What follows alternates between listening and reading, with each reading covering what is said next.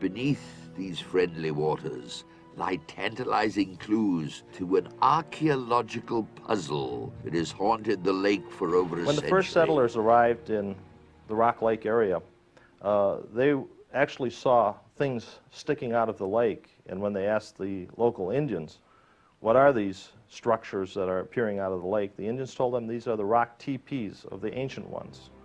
Of course, at that time, the settlers were probably more interested in survival and enterprise, and they started to create some mills around the lake, which of course rose the water by at least 20 to 30 feet. At that point, covering up any structures that would have been seen at that time. We have ancient accounts of Indians that talk about strangers to the area that built these sites, and to this day, Rock Lake is probably one of the most sacred sites in North America to the indigenous people. The notion of ancient pyramid builders inhabiting Wisconsin centuries ago is a tangible reality. As far as Rock Lake is concerned, it's a small body of water between Milwaukee and Madison in southern Wisconsin, right off of the I-94 expressway. It's about 3 miles long from north to south and about 1 3/4 miles wide from east to west. What's remarkable about this lake is that from very early pioneer times, the local Indians at that time, they were the Menominee Indians, the Ho-Chunk, and the Winnebago. And they talked about a city of the dead at the bottom of this lake, this little lake, which was later called Rock Lake. And it was around the turn only of the 20th century, literally 1901, where some of these structures were seen for the very first time during a period of prolonged drought.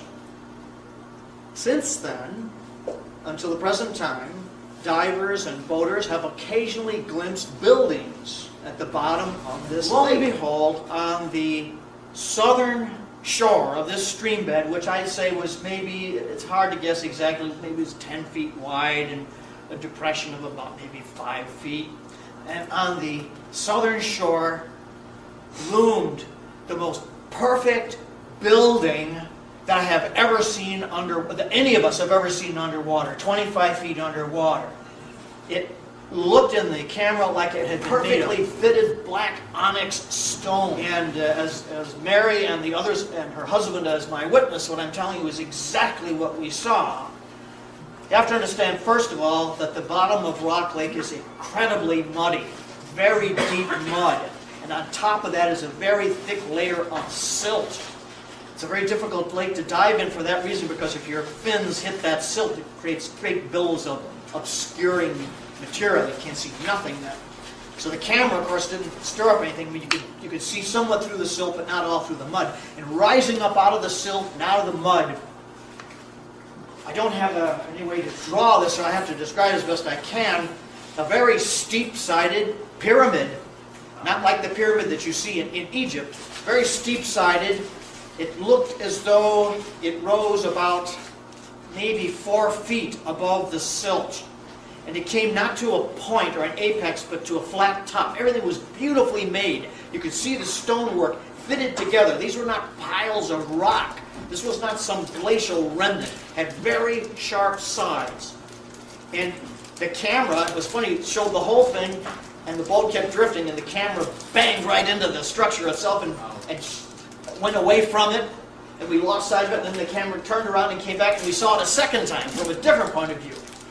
And we don't know how long it is. It looks like an elongated tent. One side is very pyramidal, black stone and blocks. This is the amazing thing of it. On the front of it, there were glyphs. The one that I remember, I focused on, we were screaming, we were watching. We just couldn't believe what we're seeing. The one that I remember most distinctly was like an S on its side with curlicues at the end. Now, there was writing below, but I didn't look at that too much. I just focused on that S. I'm looking at the structure itself. I mean, we eyeballed this thing for quite a few minutes, for like, maybe 1 on 10. And so Brad and others, they did see what looked like some kind of writing at the bottom. Now this structure, even though it's only appeared to be about 4 feet high, you have to remember this is the top, the apex of this. It was lost in the silt. I have no idea how far that silt goes down. It goes down far. I have no idea how far the mud goes down. I know that goes down very far also, because in the past we've tried steel rods as probes to see how far down. In some areas, it's a perfectly fitted black onyx stone. Perfectly fitted black onyx stone. And this was the amazing thing of it.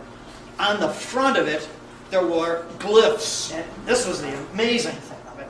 On the front of it, there were glyphs. And this was the amazing thing of it. On the front of it, there were glyphs. 18 giant skeletons and pyramids found in Wisconsin are remaining stubbornly silent about a lost race of giants found in burial mounds near Lake Delavan, Wisconsin.